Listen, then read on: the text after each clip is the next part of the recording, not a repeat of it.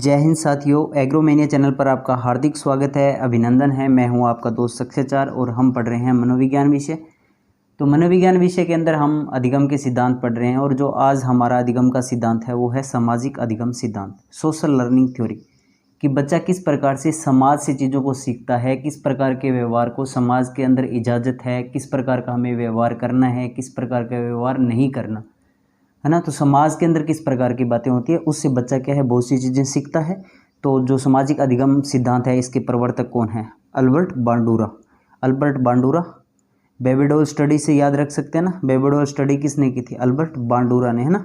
एक बांडी बेबी डोली, तो उससे क्या है उन्होंने गुड़िया पर एक्सपेरिमेंट किए थे, बच्चों मतलब एक बच्ची को सिखाने की कोशिश की थी। तो इन्होंने अपने सिद्धांत से चीज़ों को क्या है ये चीज़ें कि बच्चा अनुकरण करके सीखता है, देख कर चीज़ें सीखता है, सुनकर चीज़ों को सीखता है। तो इन्होंने ये सिद्धांत दिया था। अल्बर्ट बांडुरा महोदय कनाडा से थे। ये 1977 के अंदर ये थ्योरी देते हैं कि समाज द्वारा मान्य व्यवहार को अपनाने तथा अमान्य व्यवहार को त्यागने के कारण ही ये सिद्धांत क्या है, सामाजिक अधिगम सिद्धांत कहलाया। गुड़िया तथा जीवित जोकर पर किए गए प्रयोग से बांडुरा ने यह निष्कर्ष निकाला कि बालक क्या है, अनुकरण द्वारा या देखकर सुनकर सीखता है। अनुकरण करेगा बच्चा ना, कि एक बच्ची को दूध पिलाया गया, वो नहीं पी रही, तो उसी प्रकार एक मतलब एक टेडी बियर को क्या है दूध पिलाया गया, जब टेडी बियर ने नहीं पिया तो उसको चप्पल से पीटा। तो बच्ची ने देखा कि दूध नहीं पीने पर पिटाई हो रही है ना, तो जब बच्ची को दूध दिया गया तो बच्ची ने क्या है एकदम से दूध पी लिया।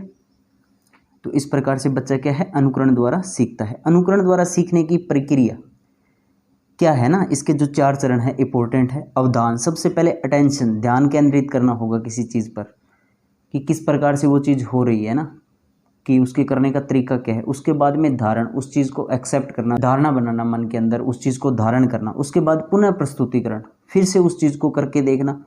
और उसके बाद में पुनर्बलन, जो अभिप्रेरणा है ना, मोटिवेशन आता है अंदर से चीज़ों को करने के लिए। तो अवधान, फिर धारणा, फिर पुनः प्रस्तुतिकरण, फिर पुनर्बलन या अभिप्रेरणा आती है। ठीक है, तो नोट लगाकर ये एक बात बताई गई है कि दूसरों के व्यवहार को देखकर सीखना क्या है, सामाजिक अधिगम कहलाता है। सामाजिक अधिगम क्या है? तो दूसरों के व्यवहार को देखकर आप कई बार कह दिया नहीं कि अक्ल बिदाम खाया को नहीं और ठोकर खाया हो।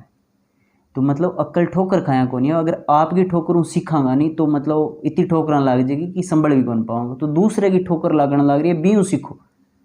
तो इस हमारे समाज के अंदर आसपास जो घटनाएं हो रही है किसी और के साथ हो रही है ना, मतलब कहानी किसी एक के साथ हो रही है, सीख सबको मिल रही है। वो बात है कि दूसरों के व्यवहार को देखकर चीज़ों को सीखना क्या है, सामाजिक अधिगम है।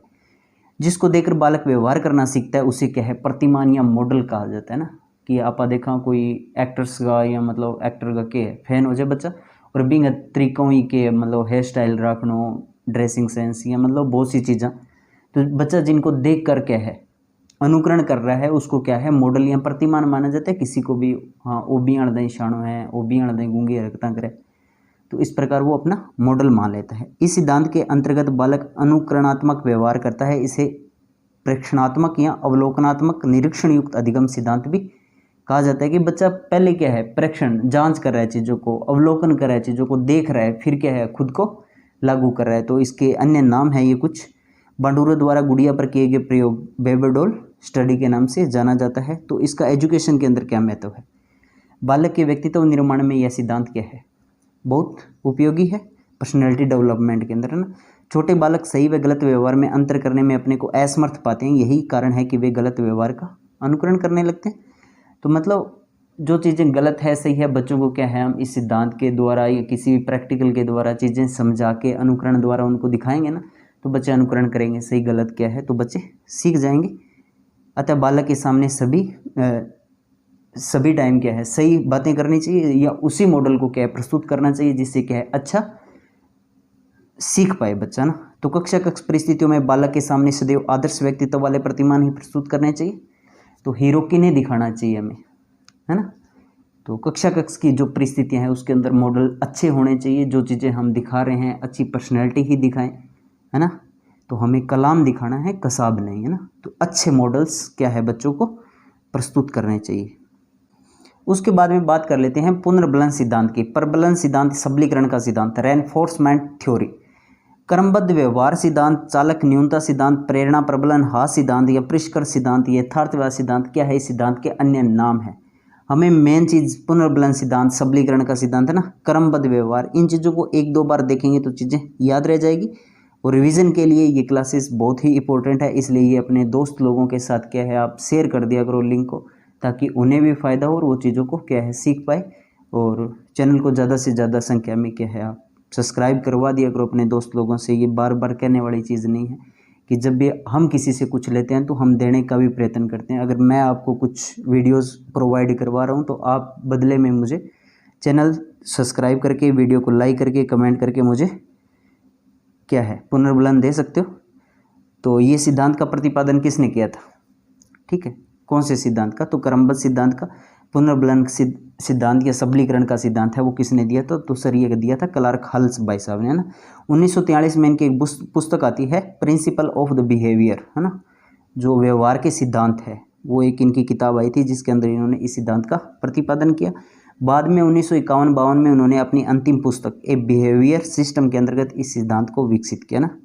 अच्छा, अंतिम बुक थी इनकी द बिहेवियर सिस्टम, उसके अंतर्गत इन्होंने क्या है सिद्धांत का क्या है प्रतिपादन किया था। आवश्यकता की पूर्ति करना इस सिद्धांत का मुख्य तत्व है। आवश्यकता की पूर्ति करना, किसी चीज़ की नीड है हमें, है ना, हमें ज़रूरत है कि फटाफट हमें क्या है साइकोलॉजी का रिवीजन मिल जाए। ठीक है, तो क्या है हम क्या करेंगे, कुछ प्रयत्न करेंगे, अनुक्रिया करेंगे, किसी भी प्रकार की क्रिया करेंगे, यूट्यूब पर जाएंगे, सर्च करेंगे ना अधिगम के सिद्धांत, या जो भी अपने नोटबुक है, पुराने शॉर्ट नोट्स हैं, उनमें से ढूंढेंगे अधिगम के सिद्धांत जो हमने रिवीजन किए थे, वो नोटबुक उठाएंगे। तो चीज़ों को क्या है हमारे नीड है, तो हमें क्या है ड्राइव करना पड़ेगा, क्रिया करनी पड़ेगी ना। थॉर्नडॉय के अनुसार उद्दीपक को देकर अनुक्रिया होती है ना, उद्दीपक को देखकर अनुक्रिया होती है, जबकि क्लार्क हल के अनुसार क्या है अनुक्रिया उद्दीपक के कारण ही होती है। अगर नीड ही नहीं है तो क्यों करेंगे? अगर बाहर मांस का भले ही टुकड़ा लटके, मुझे भूख ही नहीं है तो मैं क्यों देखूंगा भाई? तो मतलब जब नीड है तभी क्या है ड्राइव होगा, ये मानना था क्लार्क हल का। आवश्यकता की पूर्ति के लिए उठाया गया हर सफल प्रयास व्यक्ति को पुनर्बलन देता है तथा व्यक्ति क्रमबद्ध तरीके से व्यवहार करता हुआ आगे बढ़ता है तथा आवश्यकता की पूर्ति करके अपने चालक को शांत करता है। तो आवश्यकता की पूर्ति के लिए क्या है जो मतलब कदम उठाने पड़ते हैं ना, सफल कदम, उससे क्या है हमें मोटिवेशन मिलता है और क्रमबद्ध तरीके से क्या हम व्यवहार करते हुए आगे बढ़ते हैं और आवश्यकता की पूर्ति करके अपने चालक को शांत करते हैं। अब हमारी क्या है नीड, हमें प्रिपरेशन करनी है रीड प्री के लिए, तो क्या है धीरे धीरे हम उसकी तरफ कदम बढ़ा रहे हैं, प्रयास कर रहे हैं। जब हमारा एग्ज़ाम हो जाएगा, अच्छा हो जाएगा, हमें पुनर्बलन मिलेगा, वो व्यवहार के अंदर चीज़ें क्या है ऐड हो जाएगी और जब आवश्यकता की पूर्ति हो जाएगी, जब हम रीड क्रैक कर लेंगे तब क्या है हमारा चालक शांत हो जाएगा। उसके बाद में तो किताबें उठाने की कोशिश नहीं, फिर कुछ नई नीड होगी, सेकंड ग्रेड करते हैं, फर्स्ट ग्रेड करते हैं, इसके अलावा कुछ और करते हैं ना। तो क्लार्क हल के अनुसार सीखना आवश्यकता की पूर्ति की प्रक्रिया के द्वारा ही होता है। सीखना क्या है, आवश्यकता की पूर्ति हो रही है ना, उसी की प्रक्रिया को क्या कहा जाता है, सीखना। स्किनर ने कहा था अब तक सीखने के लिए जितने भी सिद्धांत प्रस्तुत किए गए उनमें से यह है सर्वश्रेष्ठ। कौन सा सिद्धांत? क्लार्क हल का, है ना, पुनर्बलन का सिद्धांत। जो स्किनर महोदय ने इसको क्या कहा था, अब तक जितने भी सीखने के जितने भी सिद्धांत थे तो उसके अंदर क्या यह है सर्वश्रेष्ठ। मुख्य संप्रत्यय या विचारों की बात कर लेते हैं। तो सबसे पहले क्या है नीड, हमें किसी प्रकार की ज़रूरत है। उसके बाद में क्या है ड्राइव होगी, हम चालक बनेंगे, उस चीज़ को करने के लिए प्रयत्न करेंगे, क्रिया करेंगे, एक्टिविटी, नोटबुक उठाएंगे, पढ़ेंगे, लाइब्रेरी जाएंगे, बहुत सी प्रकार की क्रियाएं करेंगे, फिर हमारा जो गोल है उसकी हम प्राप्ति कर लेंगे और जो हमारा चालक है ना, तो ड्राइव हो क्या है रिड्यूस हो जाएगी। अब नेक्स्ट सिद्धांत की बात कर लेते हैं, संरचनात्मक या निर्मितवाद सिद्धांत, या जेरोम ब्रूनर का संरचनात्मक अधिगम सिद्धांत, है ना। जेरोम ब्रूनर महोदय ने क्या है संरचनात्मक अधिगम सिद्धांत दिया था। तो संरचनात्मक शब्द से तात्पर्य है कि ज्ञान की संरचना अथवा ज्ञान का निर्माण। ज्ञान की संरचना किस प्रकार से चीज़ों को सीखा गया है ना, किस प्रकार के इन्वायरमेंट से चीज़ें हमने सीखी है। तो संरचनात्मकता शब्द की उत्पत्ति मनोविज्ञान के संज्ञान जो शब्द है संज्ञानात्मक क्षेत्र है सही हुई है, इसलिए जेरोम ब्रूनर का सिद्धांत क्या है आधुनिक संज्ञानात्मक क्षेत्र की श्रेणी के अंतर्गत आता है। जेरोम ब्रूनर का मानना है कि बालकों को इस प्रकार से पढ़ाया जाए जिससे कि उनकी मानसिक योग्यताओं का विकास हो सके तथा वे स्वयं क्या है ज्ञान की संरचना कर सके। उनको इस प्रकार से पढ़ाना है कि उनको चीज़ें क्या है मेंटली डेवलपमेंट हो और वो क्या स्वयं ज्ञान को अर्जित कर सके, उनके अंदर इतनी पावर आ जाए कि हाँ ये प्रॉब्लम है तो इसका सॉल्यूशन ये होगा, है ना। जो भी विषय वस्तु पढ़ाई जाए उसकी मूल प्रकृति व संरचना से बालकों को क्या है अवगत कराया जाए कि इसकी मूल प्रवृत्ति क्या है, कि ये वैज्ञानिक तरीके से है, कि ये थ्योरी वाली चीज़ें हैं, कि ये प्रैक्टिकल वाली चीज़ें हैं, ये हमारे चीज़ें यहाँ काम आएगी। तो उनको क्या है उनसे अवगत करवाना चाहिए ना। ऐसा करने से क्या होगा, सीखना सरल हो जाएगा। बालक रुचि के साथ क्या है, अधिगम करेगा। ऐसा ज्ञान क्या है, स्थायी होता है। ऐसा ज्ञान अधिगम स्थानांतरण में सहायक होता है। बालक निर्मितवादी बनता है ना, किसी प्रकार से क्या है, बच्चे चीज़ें को आसानी से सीख पाते हैं। तो निर्मितवाद की मुख्य बातें हैं क्या, निर्मितवाद छात्र केंद्रित क्रिया है। इसमें बालक स्वयं ज्ञान का क्या है, सर्जन करते हैं। नवीन ज्ञान का सर्जन पूर्व ज्ञान के आधार पर किया जाता है। नई जो चीज़ें सीख रहा है बच्चा, वो पहले वाले चीज़ों को क्या है, उसके आधार पर चीज़ों को सीख पाएगा। निर्मितवाद पूर्व ज्ञान के अनुभव पर बल देता है। यह छात्रों की सक्रियता पर बल देता है। एक्टिव रहेगा स्टूडेंट तो बच्चे क्या है, अच्छा सीख पाएंगे। यह अर्थपूर्ण अधिगम व खोजपूर्ण अधिगम पर बल देता है। मतलब मीनिंगफुल लर्निंग है ना, जो मतलब खोज करने की विधि है ना, किस प्रकार से एक वैज्ञानिक तरीके से चीज़ों को सीखा जाए। यह बालकों के ज्ञान की पर्याप्तता की जांच करते हैं कि बच्चे किस प्रकार से चीज़ों को सीख पा रहे हैं, नहीं सीख पा रहे, या इतना ही सीख पाएंगे या इससे ज़्यादा भी सीख सकते हैं। यह बालकों में क्या है, जिम्मेदारी व उत्तरदायित्व की भावना जागृत करता है। यह बालकों में आपसी सहयोग व साझेदारी की भावना जागृत करता है। शिक्षक की भूमिका निर्देशक, सुविधा प्रदाता, सुगम करता या सरलीकृत कर्ता की ही होती है।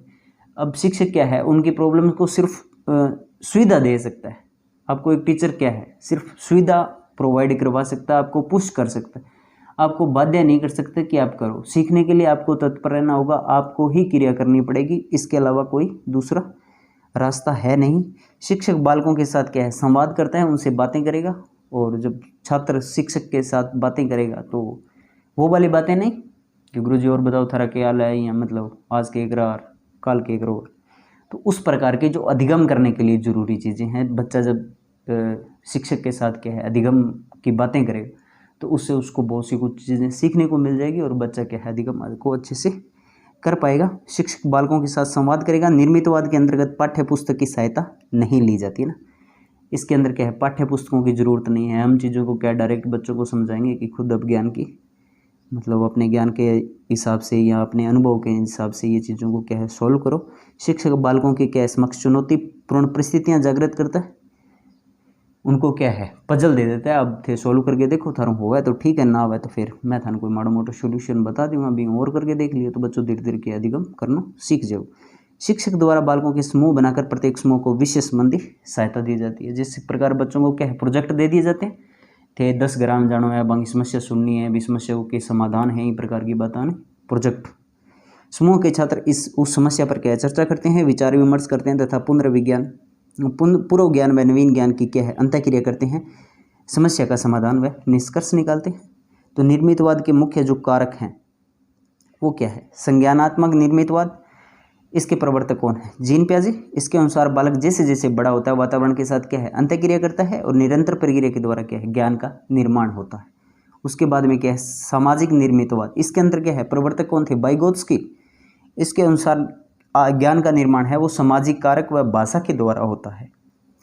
तृतीय निर्मितवाद क्या है, प्रवर्तक कौन थे, जेरोम ब्रूनर। इसके अनुसार ज्ञान क्या है, व्यक्तिगत रूप से निर्मित होता है, जो कि बालकों को विशिष्ट परिस्थितियों में प्रदान किया जाता है। विधि निर्माण आधारित अधिगम की अवस्था, क्रियात्मक अवस्था, ठीक है, इनएक्टिव, 0 से 2 साल। इस अवस्था में शिशु अपनी संवेदनाओं व शारीरिक क्रियाओं के माध्यम से अधिगम करता है। प्रतिमा आधारित अधिगम की अवस्था ना, प्रतिबिंबात्मक अवस्था। इसके अंदर क्या है, आइकॉनिक, एक आइकन होता है उस बच्चे के सामने। 3 से 12 साल, इस अवस्था में बालक क्या है, मूर्त प्रत्यक्षीकरण द्वारा अधिगम करता है। उसके सामने जो चीज़ें हैं उनको क्या है, एक मूर्त रूप से देखता है, फिर उसके क्या है, चीज़ों को प्रश्न पूछता है, वो क्या है, वो क्या मी है, वो कुकर है। तो बच्चा क्या है, अधिगम के द्वारा चीज़ों को सीख जाता है। तीसरी अवस्था है सिंबॉलिक, चिन्हों को आधारित अधिगम की अवस्था ना, चिन्ह पर आधारित सांकेतिक अवस्था। 12 के बाद इस अवस्था में किशोर चिन्ह के प्रतीक अमूर्त चिंतन, एक साइन दे दियो नहीं तो बच्चों के बता दे सी कि हाँ वो बीन टाइप को सो दिखे, यूँ ये चीज़ें हो सके। तो बच्चा क्या है, अमूर्त चिंतन करना प्रारंभ कर देता है। कौन सी अवस्था के अंदर, चिन्ह आधारित अधिगम की अवस्था के अंदर। अब हमारे 2-3 जो अधिगम के सिद्धांत बचे हैं तो हम आगे की वीडियो में करेंगे। तो इस वीडियो को आप ज़्यादा से ज़्यादा अपने दोस्त लोग जो रीट की तैयारी करें उन लोगों के साथ शेयर कर दीजिएगा। वीडियो को लाइक, कमेंट और चैनल को सब्सक्राइब करके बेल आइकन दबा दीजिएगा। तो फिर मिलते हैं एक नई वीडियो में, तब तक के लिए जय हिंद, वंदे मातरम।